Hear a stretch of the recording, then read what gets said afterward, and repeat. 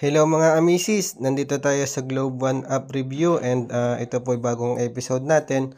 Ang atin pong topic ngayon ay paano magbayad ng bill gamit ang Globe One App. So ito nga pong Globe One App ay pwede na natin gamitin na pang araw-araw na app, no? Para na rin siyang GCash.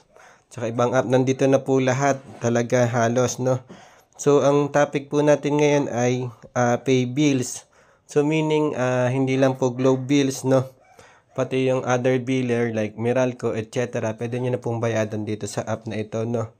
So yung pay bills po natin, makikita nyo lang po pag open nyo ng app, no? Nakapag-enroll na kayo ng account na kahit anong Globe product, no? So pupunta lang po kayo dito sa Essentials, ito pong button na ito.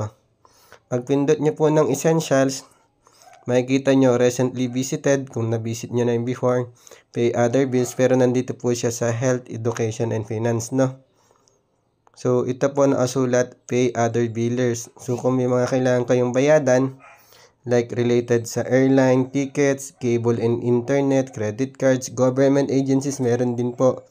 May mga loans kayo, insurance, telecom, online partners, power utilities, yan nga mga Meralco, water bill, yung may nilad ninyo, and others pa, dito nyo po pwedeng bayadan, no? So pwede nyo pong tingnan isa-isa. So ito, sa airline tickets, Philippine Airlines, Cebu Pac, AirAsia, etc. po yan. Meron pong internet din, no? Yan, kahit mga competitor ni Globe, nandito din po yan. Okay? So, hanapin nyo lang po yung biller ninyo.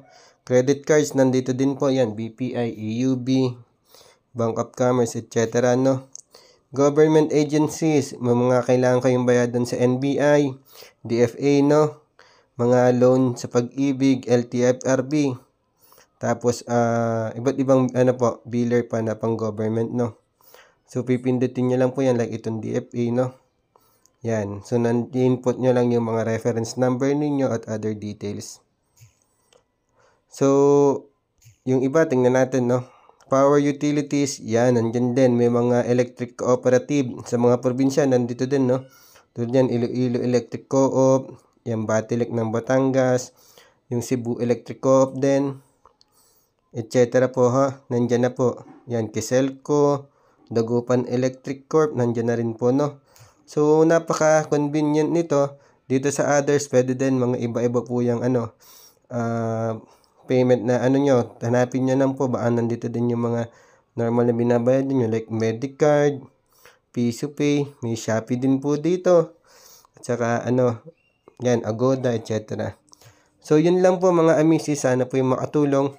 Ang payment method po nito ay yung mga payment methods na pinakita natin kanina. Yung credit card, debit card, GCash, mga e-wallets like GrabPay, Shopee Pay, no? Pwede nyo pong gamitin pambayad yun, yung mga online nyo po. So, napakabilis po nito, real time, mababayadan nyo na kagad. Yung posting, real time din po yan. So, kung naghahanap kayo ng convenient way, dito na po kayo sa Globe One App, no? Yan, ito po yung isang episode natin ng app review. So, yung mga features pa ni Globe One App, i-explore po natin at ipapakita namin sa inyo, no? So, yun lang po mga amisis. Salamat and enjoy!